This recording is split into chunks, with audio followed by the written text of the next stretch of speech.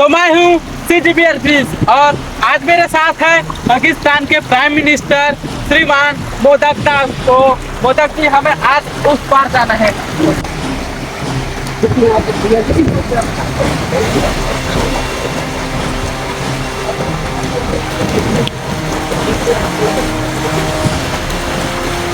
हमें यहाँ बहुत ही कठिनाई का सामना करना पड़ रहा है और मौसम भी हमारी गाड़ी परीक्षा ले रहा है, लेकिन हम मिस्टर मोदक जी से पूछेंगे कि इन्होंने राजनीति में इतना बड़ा सफलता कैसे हासिल किया।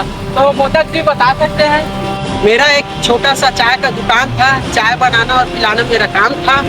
आगे मैंने भीख मांगना भी शुरू कर दिया, मंगों की एक टोली बनाई और आज मैं पाकिस्तान का प्राइम मिनिस्टर हूँ। तो बहुत ही स्ट्रगल करते हुए आप यहाँ तक पहुँचे। हाँ, वो तो है।